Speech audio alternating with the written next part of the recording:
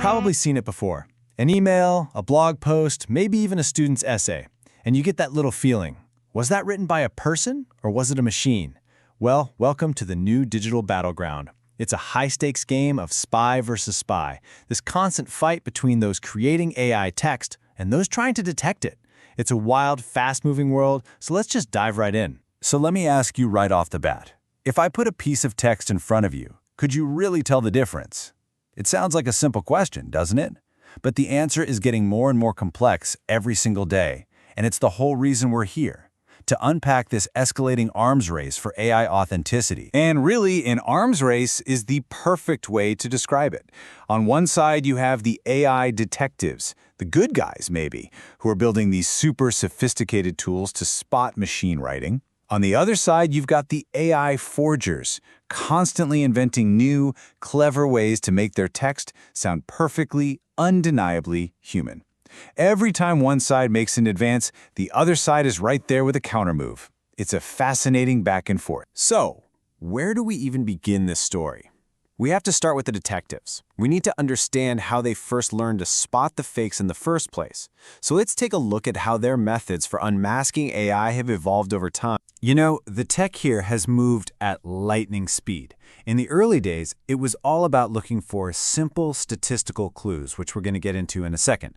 But as the AI models got way more advanced, the detectors had to catch up. That's when we saw the big guns come out. Powerful neural classifiers like Roberta and BERT. And today, we're in the era of hybrid approaches, which kind of throw the whole kitchen sink at the problem, combining multiple techniques into one big model. One of the very first giveaways was a concept called perplexity. Now, it sounds complicated, but think of it as just a surpriseometer. AIs are trained to pick the most likely, most predictable next word. So if you say, for lunch I ate a bowl of, the AI is almost always going to say soup. It's predictable. A human, though, we might say cold pizza or leftover chili. It's more surprising. Early AI text was full of soup, which means it had a very low perplexity score. And the other key clue? Burstiness. This one is all about rhythm. When we write, as humans, we have a natural tempo. We might write a really long, complex, flowing sentence, and then a short one for impact, you know? It creates a varied, natural flow. Early AI writing, it had none of that. It was just uniform, robotic, sentence after sentence with the same basic length. We call that monotonous rhythm low burstiness. And you can actually hear this difference so clearly. On the AI side, it sounds like this. The system analyzes the data. The model processes the information. It's just flat. But compare that to the human side. The system crunches the data. It's a beast, but the final report tells the whole story. See that dynamic rhythm? That's burstiness. And for a long time, it was one of the best fingerprints for human writing. But of course, the second the detectives figured out these rules, what happened? The forgers started learning how to break them. And that brings us to the other side of this arms race, the art of evasion, and how AI learned not just to hide its tracks, but to perfectly imitate a human's. The evasion techniques escalated incredibly fast. At first, it was just basic paraphrasing, simple tools that would swap out a few words here and there to break the obvious patterns. But that didn't work for long. Soon, we saw stylometric manipulation, where tools started deliberately faking things like burstiness. And now, we're at the most sophisticated level yet, full-blown adversarial attacks. And this right here, this is where the game totally changed. It's not about just hiding the robotic signals anymore. The new strategy, as this quote nails, is to actively forge human signals. The goal is to create those little imperfections, that unique rhythm, and that specific style that makes writing feel truly authentic. So how in the world do they pull that off? With a technique that is, frankly, kind of genius. It's called adversarial paraphrasing.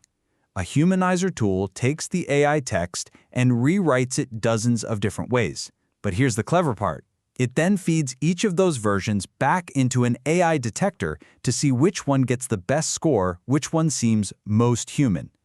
It's literally using the detective's own rulebook against them to craft the perfect disguise. So, this brings us to the really important part, the real-world consequences.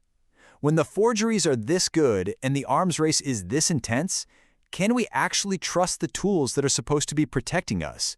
And maybe more importantly, What happens when that trust breaks down? One of the biggest problems is what's called a false positive. That's when a detector accuses a human of being an AI, and this happens shockingly often. Some studies have found it can be wrong in over 40% of cases.